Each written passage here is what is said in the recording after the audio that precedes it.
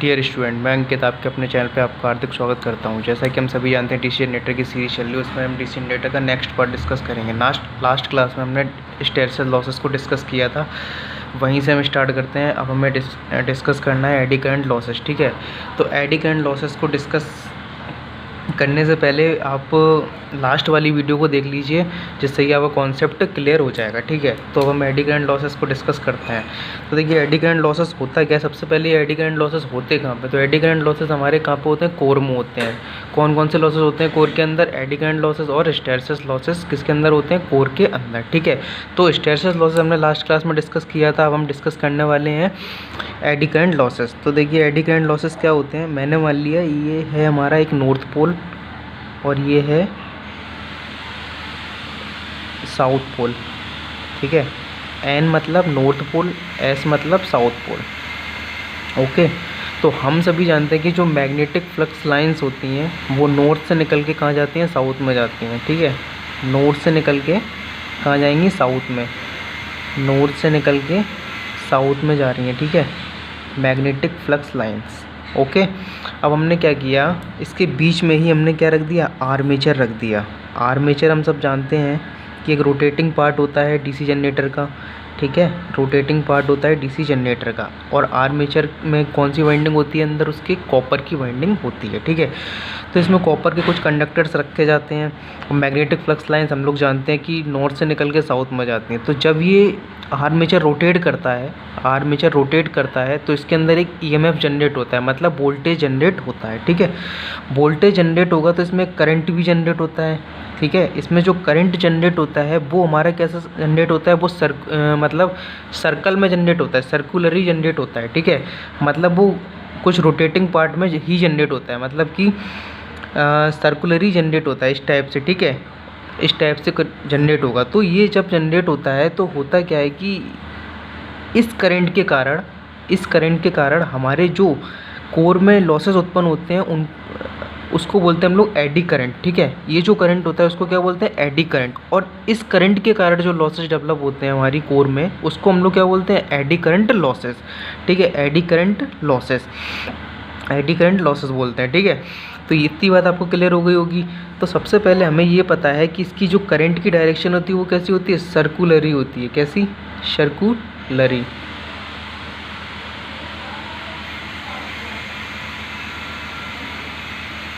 ठीक है, सर्कुलरी क्या होती है, करंट की डायरेक्शन मतलब करंट की डायरेक्शन। ठीक है, ये चीज़ क्लियर हो गई होगी। तो करंट की डायरेक्शन कैसी होती है, सर्कुलरी होती है। क्यों होती है, इसलिए इसका नाम पड़ा एडी करंट। ठीक है, एडी करंट। ठीक है, और एडी करंट से जो भी लॉसेस हुआ उसको हमने बोला एडी करंट लॉसेस। ठीक है, तो ये चीज़ क्लियर हो गई।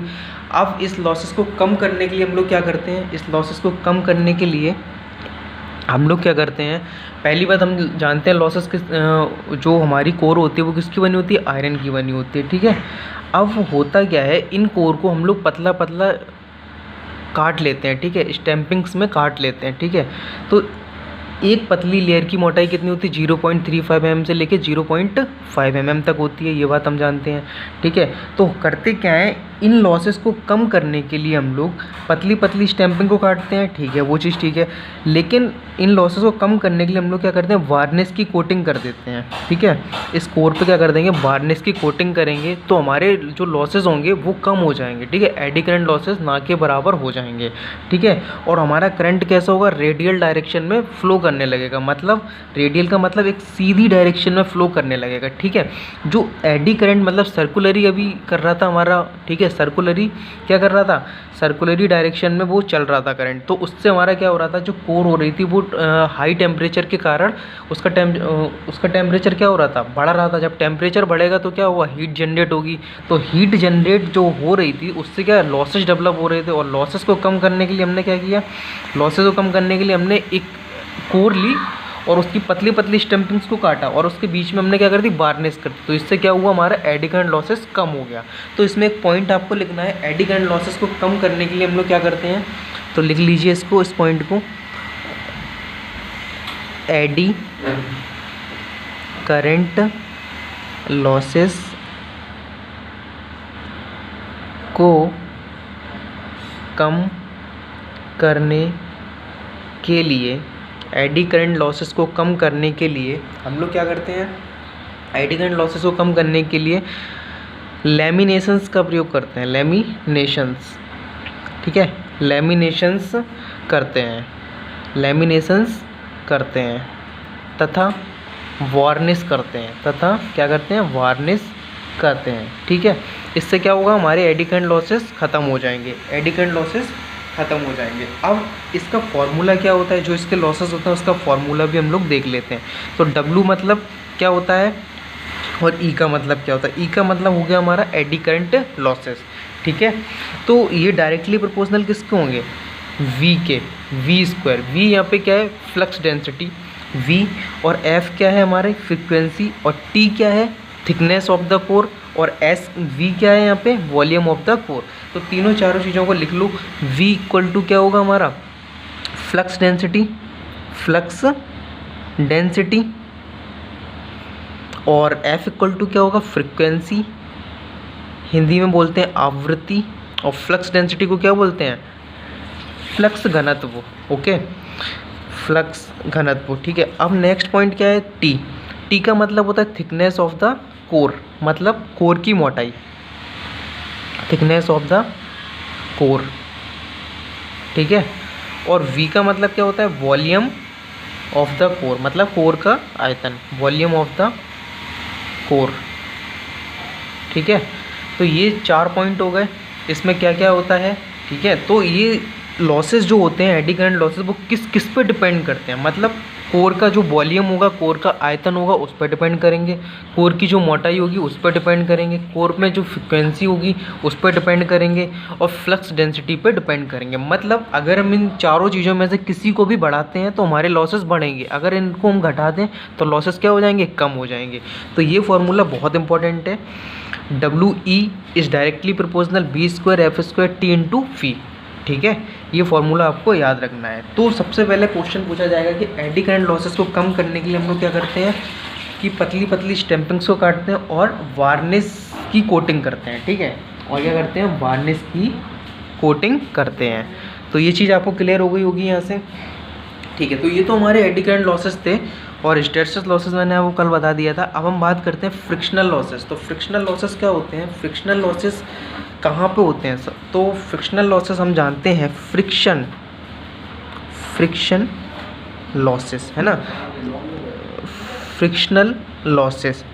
तो हम जानते हैं फ्रिक्शन का मतलब, मान लिया ये क्या है, साफ्ट है, और ये हमारे ये दो हाथ हैं, ये क्या है, ये ब्रशेस हैं। तो इनके बीच क्या होता है, स्लाइडिंग कांटेक्ट होता है, इनके बीच स्लाइडिंग कांटेक्ट होता है, इस टाइप से रोटेट करता है हमारा साफ्ट, ठीक है। तो इनके बीच क्या होगा, स्लाइडिंग कांटेक्ट होगा, स्लाइडिंग कांटेक्ट होता है। तो यहाँ पे कौन से लॉसेस होंगे, यहाँ पे क्या होगा, घर्षण होगा, और इस घर्षण को हम लोग क्या बोलते हैं, फ्रिक्शन बोलते हैं, ठीक है, फ्रिक्शनल बोलते हैं। तो हमेशा हमेशा क्या होगा, ब्रश और कम्यूटेटर के मध्य, ब्रश और कम्यूटेटर के मध्य जो लॉसेस होंगे उनको हम क्या बोलेंगे, फ्रिक्शनल लॉसेस बोलेंगे, ठीक है। तो फ्रिक्शनल लॉसेस कहाँ होते हैं, ब्रश और कम्यूटेटर, ब्रश और कम्यूटेटर के मध्य, फ्रिक्शनल लॉसेस ब्रश और कम्यूटेटर के मध्य होते हैं, ठीक है, होते हैं, ठीक है। और क्यों होते हैं, स्लाइडिंग कांटेक्ट के कारण, स्लाइडिंग कांटेक्ट के कारण, ये चीज़ समझ में आ गई, स्लाइडिंग कांटेक्ट के कारण। और ये वाले लॉसेस कहाँ पे हो सकते हैं, वियरिंग्स में भी हो सकते हैं। हमने 2 वियरिंग्स पढ़ी थी स्टार्टिंग में, जब हमने कंस्ट्रक्शन पढ़ा था, तो कौन कौन सी वियरिंग्स पढ़ी थी, वॉल वियरिंग पढ़ी थी और रोलर वियरिंग पढ़ी थी, ठीक है। तो वहाँ पे भी कौन से लॉसेस होते हैं, फ्रिक्शनल लॉसेस ही वहाँ पे भी होते हैं, ठीक है। तो आपको याद रखना है कि फ्रिक्शनल लॉसेस कहाँ होते हैं, ब्रश और कम्यूटेटर के मध्य जो स्लाइडिंग कॉन्टैक्ट होता है उसमें क्या होता है, फ्रिक्शनल लॉसेस होते हैं। वॉल वियरिंग्स में भी फ्रिक्शनल लॉसेस होते हैं। वियरिंग्स जितने भी होंगे उन सभी में कौन से लॉसेस होंगे, फ्रिक्शनल लॉसेस होंगे, ठीक है। अब हम बात करते हैं कि कांस्टेंट लॉसेस, जो हमने लॉसेस पढ़ा था पहली वाली क्लास में, तो कांस्टेंट लॉसेस किसके इक्वल होते हैं, कांस्टेंट लॉसेस इस डायरेक्टली प्रोपोर्शनल किसके होता है, जो हमारी सप्लाई होती है, ठीक है, सप्लाई का मतलब V², मतलब वोल्टेज, ठीक है, उसके डायरेक्टली प्रोपोर्शनल होते हैं कांस्टेंट लॉसेस, ठीक है। मतलब कांस्टेंट लॉसेस कहाँ पे होंगे, जो सप्लाई हम देते हैं उससे कांस्टेंट लॉसेस डेवलप होते हैं, ठीक है। अब कॉपर लॉसेस कहाँ पे होते हैं, कॉपर लॉसेस कहाँ पे होते हैं ये देख लेते हैं। तो कॉपर लॉसेस I², ठीक है। अब कॉपर का अगर कंडक्टर है तो उसमें करंट फ्लो I करती है, तो इसलिए हमने I लिया है, ठीक है। अब ये किस पर डिपेंड करते हैं कॉपर लॉसेस, ये लोड पर डिपेंड करते हैं, हमारा लोड कितना है, ठीक है, लोड पर डिपेंड करते हैं। मतलब अगर लोड हम कम करेंगे तो कॉपर लॉसेस, सॉरी, लोड अगर हम कम डालेंगे तो कॉपर लॉसेस क्या होंगे, हमारे कम होंगे। अगर लोड ज़्यादा डालेंगे तो कॉपर लॉसेस क्या होंगे, ज़्यादा होंगे। कॉपर हम बोल सकते हैं कि एक वायर होता है, ठीक है, कॉपर का वायर, ठीक है। तो ये चीज़ क्लियर हो गई होगी। अब हम बात करते हैं मैकेनिकल लॉसेस। मैकेनिकल लॉसेस कहाँ पे होते हैं, मैकेनिकल लॉसेस, ठीक है, मैकेनिकल लॉसेस इस डायरेक्टली प्रोपोर्शनल किसके होगा, स्पीड के। मतलब जब हम जनरेटर को स्टार्ट करते हैं तो उसके प्राइम मूवर को हाथ से रोटेट कराते हैं, ठीक है, उससे जो स्पीड डेवलप होती है कम्यूटेटर में, आर्मेचर में, तो क्या होगा, तो उससे क्या, कौन से लॉसेस डेवलप होते हैं, मैकेनिकल लॉसेस डेवलप होते हैं। मैकेनिकल लॉसेस भी हम पढ़ चुके हैं कितने टाइप के होते हैं, ये एक फ्रिक्शनल लॉसेस होता है, दूसरा विंडेज लॉसेस होता है, ठीक है। तो ये किसके डायरेक्टली प्रोपोर्शनल होगा, मैकेनिकल लॉसेस स्पीड के डायरेक्टली प्रोपोर्शनल होगा। तो ये बात आपको क्लियर होगी। तो चलिए हम आगे की बात करते हैं। आगे हमें समझना है इफ़िशियंसी, ठीक है, इफ़िशियंसी। आज हम इफ़िशियंसी को भी कैलकुलेट कर लेंगे कि इफ़िशियंसी को हम कैसे निकालते हैं। तो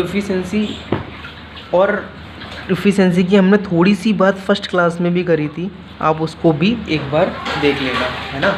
अब हम बात करते हैं किसकी, इफ़िशियंसी की। तो हम जानते हैं कि टोटल लॉसेस बराबर किसके होते हैं, टोटल लॉसेस किसके बराबर होते हैं, वेरिएबल लॉस। मतलब जो कि कॉपर में लॉसेस हो रहे थे ना, उनको हम वेरिएबल लॉस बोलते हैं। कॉपर में जो लॉस हो रहे थे उनको वेरिएबल लॉस हो रहे थे। प्लस जो, मतलब वेरिएबल लॉस का मतलब होता है कि लोड के अकॉर्डिंग कम या ज़्यादा होना, है ना, उनको बोलते हैं वेरिएबल लॉस। और कांस्टेंट लॉस जो कि स्थिर लॉसेस होते हैं। मतलब अगर किसी भी मशीन में हमने कोई भी पार्ट लगा दिया तो वो उसके अकॉर्डिंग जो लॉस डेवलप होंगे उनको हम लोग बोलते हैं कांस्टेंट लॉसेस, ठीक है। अब रनिंग कंडीशन में हम उस पार्ट्स को चेंज नहीं कर सकते, इसलिए इनका नाम दिया हमने कांस्टेंट लॉसेस, ठीक है। ये बात क्लियर हो गई होगी आपको। अब हम बात करते हैं इफ़िशियंसी की। तो इफ़िशियंसी हम लोग जानते हैं कि आउटपुट बटा इनपुट होती है। आउटपुट बटा क्या होती है, इनपुट। और इनपुट बराबर हम लोग जानते हैं क्या होता है, इनपुट बराबर क्या होता है, आउटपुट प्लस लॉसेस। इनपुट बराबर क्या होता है, आउटपुट प्लस लॉसेस, ठीक है। तो इस इनपुट की जगह हम आउटपुट प्लस लॉसेस नहीं रख सकते, किसके केस में, जनरेटर के केस में। हमने लास्ट क्लास में आपको ये बात बताई थी, है ना। तो आउटपुट को मैं शॉर्ट में लिख रहा हूँ, आउटपुट प्लस लॉसेस। तो ये चीज़ क्लियर हो गई। ये किसके केस में होता है, जनरेटर के केस में। किसके, जनरेटर के केस में, ठीक है। तो ये एफिशिएंसी तो हम लोग जनरेटर के केस में इससे फाइंड कर सकते हैं। अब आप देखिए कि हमें परसेंट एफिशिएंसी अगर निकालनी है तो हम क्या करेंगे। तो आउटपुट तो हमें पता है भाई, आउटपुट जब भी हमें जनरेटर से हम लोग क्या, वोल्टेज ही तो डेवलप करते हैं, वोल्टेज ही तो जनरेट करवाते हैं। तो हमें आउटपुट में क्या मिलता है, VIL, मतलब वोल्टेज मिलता है और लोड पे करंट मिलता है, ठीक है। VIL मिल गया, तो यहाँ पे भी इस आउटपुट की जगह हम VIL लिख सकते हैं। अब लॉसेस कौन कौन से होते हैं, लॉसेस हमारे कौन कौन से होते हैं, एक तो कांस्टेंट लॉसेस होते हैं जिसको हम लोग क्या लिखते हैं, WC से दिखा देते हैं। प्लस हम लोग क्या करते हैं, वेरिएबल लॉसेस को हम लोग किससे दिखाते हैं, वेरिएबल लॉसेस को हम लोग I²R से हम लोग शो करा देते हैं, ठीक है। क्यों, क्योंकि हम लोग जानते हैं variable losses plus constant losses equal to total losses, इसलिए हमने ये दोनों चीज़ें लिखी हैं यहाँ पे, ठीक है। तो यहाँ तक आपको कोई भी डाउट नहीं होगा। तो हम बात करते हैं, अगर हमें परसेंटेज में निकालना हो तो वही हम 100 का मल्टीप्लाई यहाँ पे कर देंगे। तो इससे हम लोग इसकी क्या निकाल सकते हैं, इफ़िशियंसी फाइंड कर सकते हैं आसानी से, ठीक है। इसकी इफ़िशियंसी हम लोग आसानी से क्या कर सकते हैं, फाइंड कर सकते हैं। अब हम बात करते हैं कि फॉर मैक्सिमम एफिशिएंसी कंडीशन, मतलब किसी भी जनरेटर की मैक्सिमम एफिशिएंसी कब होगी। ये क्वेश्चन पूछा जाता है कि जनरेटर की मैक्सिमम एफिशिएंसी कब होगी। मैक्सिमम एफिशिएंसी मैक्सिमम इफ़िशियंसी की कंडीशन है ना, तो मतलब मैक्सिमम इफ़िशियंसी कब होगी, तो हम लोग देख लेते हैं जब हमारे वेरिएबल लॉसेस कांस्टेंट लॉस के बराबर होंगे। जब हमारे वेरिएबल लॉस कांस्टेंट लॉस के क्या होंगे, बराबर होंगे, कांस्टेंट लॉस के बराबर होंगे, तो क्या होगा, हमारी मैक्सिमम एफिशिएंसी होगी। उस टाइम पे क्या होगी, हमारी मैक्सिमम एफिशिएंसी होगी। तो ये क्वेश्चन पूछा जाता है कि मैक्सिमम एफिशिएंसी कंडीशन क्या होती है, तो आप आंसर क्या देंगे, वेरिएबल लॉसेस और कांस्टेंट लॉसेस आपस में एक दूसरे के क्या होंगे, बराबर होंगे। वेरिएबल लॉसेस और कांस्टेंट लॉसेस आपस में एक दूसरे के क्या होंगे, ठीक है। तो आपको यहाँ तक अभी समझ में आ गया वेरिएबल लॉसेस बराबर क्या होते हैं, constant losses for maximum efficiency condition में, ठीक है। तो क्वेश्चन पूछा जाएगा मैक्सिमम एफिशिएंसी कंडीशन कब होगी, जब हमारे वेरिएबल लॉसेस और कांस्टेंट लॉसेस आपस में क्या होंगे, बराबर होंगे, तो हमारी जनरेटर की मैक्सिमम एफिशिएंसी उस टाइम पे होगी, ठीक है। तो अब देखिए वेरिएबल लॉसेस क्या होते हैं, I² R, और कांस्टेंट लॉसेस WC, यही तो होते हैं। कांस्टेंट लॉसेस क्या होते हैं, WC। तो यहाँ से हमें क्या निकालना है, करंट फाइंड करना है। मैक्सिमम एफिशिएंसी पे क्या फाइंड करना है, करंट फाइंड करना है। तो I² बराबर WC अपॉन R, और I बराबर क्या हो जाएगा, √ WC अपॉन R, ठीक है। मतलब मैक्सिमम एफिशिएंसी जब होगी हमारे डीसी जनरेटर की, तब हमें करंट इतना मिलेगा, I बराबर WC अपॉन R, ठीक है। मैक्सिमम एफिशिएंसी की केस में हमें करंट इतना मिलेगा, और मैक्सिमम एफिशिएंसी होगी कब, जब हमारे वेरिएबल लॉसेस और कांस्टेंट लॉसेस आपस में क्या होंगे, बराबर होंगे, तो हमारी क्या होगी, मैक्सिमम एफिशिएंसी होगी। तो चलिए अब हम इसको एक फिगर से समझते हैं, उससे हमें ज़्यादा अच्छा कॉन्सेप्ट हमारा क्लियर हो जाएगा फिगर के माध्यम से। तो फिगर क्या है, देखिए सबसे पहले हमने ए लिया यहाँ पे, और दूसरा हमने क्या लिया, ये आई है ना, आई मतलब करंट ले लिया हमने, क्या ले लिया, करंट, और एफिशिएंसी, इन्हीं दोनों के बीच में तो हमें एक फिगर ड्रॉ करना था, तो हमने एफिशिएंसी ले लिया ईटा और करंट ले लिया आई, ठीक है। अब देखो आप, मैंने मान लिया इसके कांस्टेंट जो लॉसेस थे वो ये हैं, इसके कांस्टेंट लॉसेस मैंने ये मान लिए, ठीक है। इसके कांस्टेंट लॉसेस मैंने एक लाइन से क्या कर लिए, ड्रॉ कर लिए। अब हम क्या करते हैं, कांस्टेंट लॉसेस हमने ड्रॉ कर लिए, अब यहाँ से ही हम वेरिएबल लॉसेस को ड्रॉ कर लिया, हमने क्या कर लिया, वेरिएबल लॉसेस को। तो इसका ये एक जो पॉइंट मिला, इस पॉइंट पे ये दोनों मिल गया, क्या है ना। तो देखिए ये हमारी करंट वाली लाइन थी, ठीक है, ये हमने क्या लिया, कांस्टेंट लॉसेस WC, इसको क्या बोलते हैं, कांस्टेंट लॉसेस हमने ले लिए, कांस्टेंट लॉसेस ले लिए। जब कांस्टेंट लॉसेस हमने ले लिए, कांस्टेंट लॉसेस जब हमने ले लिए, तो क्या हुआ कि हमने कांस्टेंट लॉसेस ले लिए, हमने फिर क्या किया, यहाँ से हमने वेरिएबल लॉसेस को लिए। तो ये वाली लाइन किसकी है, वेरिएबल लॉसेस, ठीक है। हमने दो लाइनें खींच ली, वेरिएबल लॉसेस और कांस्टेंट लॉसेस। कांस्टेंट लॉसेस को हमने इस तरीके से लिया, और वेरिएबल लॉसेस को हमने इस तरीके से लिया, ठीक है। तो ये चीज़ आपको क्लियर हो गई होगी। तो अब इस पॉइंट पे दोनों चीज़ें मिल रही हैं आगे, देखिए कांस्टेंट लॉसेस की लाइन ये निकल रही थी और वेरिएबल लॉसेस की। तो इस कंडीशन पे हमारा जनरेटर क्या देगा, मैक्सिमम एफिशिएंसी हमको प्रोवाइड करा देगा। क्या देगा, मैक्सिमम इफिशियंसी, मैक्सिमम एफिशिएंसी, ठीक है, मैक्सिमम एफिशिएंसी इस पॉइंट पे, किस पे, इस पॉइंट में मैक्सिमम एफिशिएंसी देगा।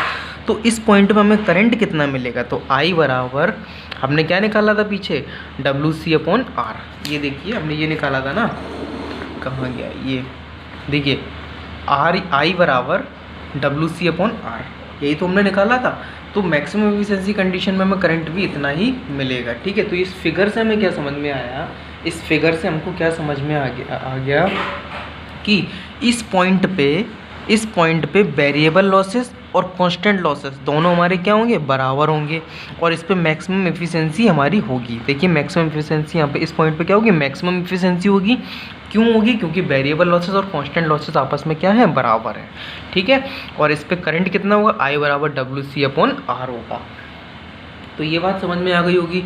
अब हम बताते हैं आपको कि आगे की बात करते हैं। मान लिया अब हम बात करते हैं, आपको ओवरऑल एफिशिएंसी निकालनी है हमें, ओवरऑल एफिशिएंसी जिसमें कि इलेक्ट्रिकल की भी आ जाए, मैकेनिकल की भी आ जाए, सारी एफिशिएंसी आ जाए। तो अब हम ओवरऑल एफिशिएंसी को कैलकुलेट करते हैं। मैंने मान लिया ये है, इस टाइप से मैंने 3 डब्बे लिए, सिर्फ समझाने के लिए आपको बताया जा रहा है ये कॉन्सेप्ट, इस टाइप से ये, ठीक है। ये आप लोग, मैंने पूरा बना दिया, धोखे से बन गया वो, ठीक है। आप इसको आधा कर लेना। मैंने 3 डब्बे लिए हैं इस टाइप से, ठीक है। क्या किया मैंने, 3 डब्बे ले लिए, ठीक है। अब आप इसमें समझिए, मैंने इसको ए नाम दिया, इसको मैंने वी नाम दिया और इसको मैंने सी नाम दिया, ठीक है। तो सबसे पहले हम लोग जनरेटर में क्या करते हैं, उसको मैकेनिकल इनपुट देके क्या करते हैं, रोटेट करवाते हैं। मैकेनिकल इनपुट देके क्या करते हैं, रोटेट कराते हैं। तो सबसे पहले हम क्या देते हैं, मैकेनिकल इनपुट। भाई हमने मैकेनिकल इनपुट दे दिया इसको, ठीक है। इसको हम शो करते हैं पीएम से, किससे, पीएम से। फिर हम जब मैकेनिकल इनपुट दे देते हैं तो हमें क्या मिलता है, डेवलप्ड पावर, मतलब एक वोल्टेज जनरेट होता है, वो हमको मिल जाता है, डेवलप्ड पावर। तो वो कौन क्या होती है, ईजी और आईए, मतलब जनरेटेड ईएमएफ और आर्मेचर का करंट, हमें ये चीज़ें मिल जाती हैं, ठीक है। तो इन दोनों के बीच में जो लॉसेस होते हैं वो हमारे कौन से लॉसेस होते हैं, स्ट्रे लोड लॉसेस, ठीक है, स्ट्रे लोड लॉसेस, ठीक है। इन दोनों की, ये हमारा मैकेनिकल इनपुट हम दे रहे थे, ये हमें क्या पावर डेवलप होकर मिल रही थी। तो इन दोनों के बीच में जो लॉसेस हुए वो कौन से लॉसेस हुए, स्ट्रे लोड लॉसेस, ठीक है। अब इन दोनों के बीच में भी एक लॉसेस होंगे, तो इन दोनों के बीच में कौन से लॉसेस होंगे, कॉपर लॉसेस। इनके बीच में कौन से लॉसेस होंगे, कॉपर लॉसेस। इनके बीच में कौन से लॉसेस होंगे, कॉपर लॉसेस, ठीक है। अब देखिए ए वी, अब सी पे हमें लास्ट में आउटपुट में मिलता क्या है, आउटपुट में हमें क्या मिलता है, इलेक्ट्रिकल आउटपुट मिलता है। भाई जनरेटर से हम वोल्टेज ही तो जनरेट करते हैं, तो हमें इलेक्ट्रिकली रूप में ही तो मिलता है, जिससे हम अपने फ़ैन वगैरह चलाते हैं और बल्ब वगैरह चलाते हैं, ठीक है। तो यही तो मिलता है। तो वी आई एल, इसको मैं लिखूँगा वी आई एल, ठीक है। वोल्टेज और लोड पे करंट, आई एल मतलब लोड का करंट, आई एल को हम लोग क्या बोलते हैं, लोड करंट, ठीक है। और वी मतलब वोल्टेज। तो ये चीज़ आपको क्लियर हो गई होगी, ठीक है। अब हम क्या करते हैं, ये देखिए रोटेटिंग पार्ट होता है, ये वाला हमारा कौन सा पार्ट होता है, रोटेटिंग पार्ट, मतलब घूमने वाला हिस्सा होता है रोटेटिंग पार्ट। वहीं पे डिस्ट्रे लोड लॉसेस होंगे, ठीक है। अब ये चीज़ क्लियर हो गई होगी। अब हमें निकालनी क्या थी, मैक्सिमम एफिशिएंसी निकालनी थी। तो मैक्सिमम एफिशिएंसी में क्या होता है, हम लोग जानते हैं आउटपुट बटे में क्या होता है, इनपुट, ठीक है। अब ये वाली जो चीज़ हम दे रहे थे ये तो इनपुट है और ये आउटपुट है, ठीक है। तो आउटपुट, तो हम इसको आउटपुट मतलब V अपॉन ए नहीं लिख सकते इसको, मैक्सिमम एफिशिएंसी के केस में हम इसको V अपॉन ए नहीं लिख सकते। क्यों, मान लिया मैंने इसको 100 रुपये दिए थे, लेकिन यहाँ पहुँचते पहुँचते 80 रुपये ही पहुँचे, ठीक है। तो एफिशिएंसी निकालने के लिए हम लोग क्या करते हैं, आउटपुट बटे इनपुट ही तो करते हैं। तो 80 रुपये अपने आप में क्या है, आउटपुट है। तो मैंने मान लिया V की जगह मैं क्या लिख सकता हूँ, ईजी आई ए, क्योंकि यहाँ पर डेवलप पावर हमारा क्या हो रहा था, ईजी आई ए। तो ईजी आई ए, और ए से हमने क्या लिखा था, इसको पीएम लिखा था, ठीक है, क्योंकि मैकेनिकल इनपुट दे रहे थे, तो पीएम, ठीक है। ये तो मैक्सिमम एफिशिएंसी इससे हम कैलकुलेट कर सकते हैं, ठीक है, मैक्सिमम एफिशिएंसी कैलकुलेट कर सकते हैं। और अगर हमें इलेक्ट्रिकल एफिशिएंसी कैलकुलेट करना है, फिर हम क्या करेंगे, इलेक्ट्रिकल एफिशिएंसी हमें कैलकुलेट करना है, तो हम क्या करेंगे, भाई सीधी सी बात है, एफिशिएंसी कोई भी कैलकुलेट करेंगे तो आउटपुट बटा इनपुट ही, ठीक है, आउटपुट बटा इनपुट। तो आउटपुट में देखिए क्या है, इलेक्ट्रिकल इनपुट, इलेक्ट्रिकली की तो बात कर रहे हैं, तो इलेक्ट्रिकल में हमें क्या मिल रहा है, वी आई एल मिल रहा है, इलेक्ट्रिकल में हमें क्या मिल रहा है, वी आई एल, और ये क्या है, सी, और ये क्या है, वी। तो सी अपॉन क्या आ जाएगा हमारा, वी, क्योंकि अब मान लिए 100 रुपये ये थे, यहाँ क्या मिल रहा था, 80 मिल रहा था, तो वही चीज़ हमने कर लिया, सी अपॉन वी कर लिया, ठीक है। तो ये वाली चीज़ अब क्या है, इनपुट, और ये वाली चीज़ क्या है, आउटपुट, ठीक है। तो सी की जगह हम क्या लिख सकते हैं, वी आई एल, और वी की जगह क्या लिख सकते हैं, ई जी आई ए, ई जी आई ए। तो ये चीज़ क्लियर हो गई, ई जी आई ए। तो ये बात आपको क्लियर हो गई होगी। अगर हमें, एक तो हमने मैक्सिमम निकाल ली, सॉरी ये वाली मैक्सिमम नहीं थी, ये मैकेनिकल वाली थी। कौन सी? मैकेनिकल। जब हमें मैकेनिकल एफिशिएंसी निकालनी थी तो हमने निकाल लिया था, ठीक है। मैकेनिकल एफिशिएंसी हमने निकाल ली थी, ये वाली मैकेनिकल एफिशिएंसी हमें कैलकुलेट करनी है तो हम इससे कैलकुलेट कर सकते हैं, और हमें इलेक्ट्रिकल एफिशिएंसी कैलकुलेट करनी है तो हम इससे कैलकुलेट कर सकते हैं, ठीक है। तो ये हमारी क्या मैकेनिकल एफिशिएंसी और ये क्या हमारी इलेक्ट्रिकल एफिशिएंसी। अब हमें ओवरऑल एफिशिएंसी अगर निकालनी है तो हम क्या करें, ओवरऑल लिख देता हूँ मैं, ओवरऑल एफिशिएंसी निकालनी है हमें, तो हम क्या करें, तो हम सीधे कर देंगे मैकेनिकल इंटू इलेक्ट्रिकल, मैकेनिकल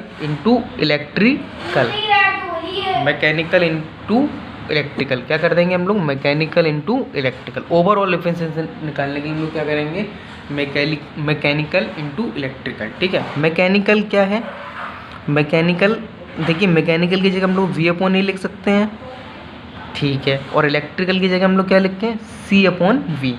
देखिए हमने C/V यहाँ से लिख लिया। अब हम क्या करें, V से V कैंसिल कर सकते हैं, यहाँ पे V से V हमने कैंसिल कर दिया, ठीक है। V से V कैंसिल करने के लिए क्या, V से V कैंसिल करने के लिए हमने क्या किया, V से V कैंसिल किया तो C/A मिला हमें, क्या मिला, C/A। अब हम C की जगह क्या लिख सकते हैं, C की जगह हम क्या लिख सकते हैं, देखिए C की वैल्यू क्या थी, VIL। चलो मैं यहाँ जगह नहीं है, मैं यहाँ लिख देता हूँ। देखिए C/A हमारा आ गया था, तो C की जगह पे हम क्या लिखें, VIL, और A की जगह क्या लिख दें हम, A की जगह हम क्या लिखेंगे, PM। A की जगह क्या लिखेंगे, अपॉन में PM। ओके, तो ये हमारी क्या आ गई, ओवरऑल एफिशिएंसी आ गई, VIL अपॉन PIM, ठीक है, वो VIL अपॉन PM, ठीक है। तो हमसे ओवरऑल एफिशिएंसी का फॉर्मूला पूछा जाएगा तो हम बता सकते हैं VIL अपॉन PM, ठीक है। अगर न्यूमेरिकल वैल्यू BSP में निकालनी है तो हम लोग क्या करेंगे, इसको रिप्लेस कर देंगे 735.5 से, 735.5 से, ठीक है। तो आई होप कि आपको ये वीडियो समझ में आई होगी, अगर फिर भी कुछ भी कन्फ्यूज़न है तो आप हमसे पूछें कमेंट बॉक्स में, हम आपको उसका आंसर ज़रूर देंगे, ठीक है। हम आपको उसका आंसर ज़रूर देंगे। आप एक बार इसका स्क्रीनशॉट ले लें, जिससे कि आपको कोई भी नोट्स बनाने में समस्या ना हो, ठीक है। आप इसका स्क्रीनशॉट ले लीजिए। अगर फिर भी कोई कन्फ्यूज़न होती है तो हमसे पूछिए। हमारे फेसबुक ग्रुप से जुड़ने के लिए आप इलेक्ट्रीशियन किंग वाई अंकित सर के नाम से आप फेसबुक पे हमें सर्च कर सकते हैं, हमारे ग्रुप में ज्वाइन हो सकते हैं, जहाँ पे आपको प्रॉपर नोट्स भी मिल जाएंगे। और कुछ दिनों में मैं टेलीग्राम ग्रुप भी बनाऊंगा, वहाँ पे भी मैं आपको ज्वाइन करूंगा, ठीक है। तो जुड़ने के लिए आप हमारे फेसबुक पेज से इलेक्ट्रीशियन किंग वाई अंकित सर के नाम से सर्च करके हमसे जुड़ सकते हैं, ठीक है। तो thank you, all the very best for your upcoming exam. और जिसने भी अभी तक हमारे चैनल को सब्सक्राइब नहीं किया है, चैनल को सब्सक्राइब कर लीजिए, ठीक है। और चैनल को सब्सक्राइब करने के साथ ही साथ अपने दोस्तों के साथ भी शेयर कीजिए, जिससे कि हम और आप अपने चैनल पे अच्छे से पढ़ाई कर सकें और भी हमारे स्टूडेंट इसमें जुड़ सकें, ठीक है। और भी हमारे स्टूडेंट इसमें क्या हो सकें, जुड़ सकें, उनको भी इस चीज़ का प्रॉफिट हो सके, ठीक है। तो thank you, all the very best for your upcoming exam. और आप लोग स्क्रीनशॉट्स ले लेना इसका, ठीक है, इसलिए मैं आपको ये दिखा रहा हूँ नोटबुक, ओके। तो चलिए मिलते हैं हम लोग अपनी नेक्स्ट क्लास में, ओके, थैंक यू।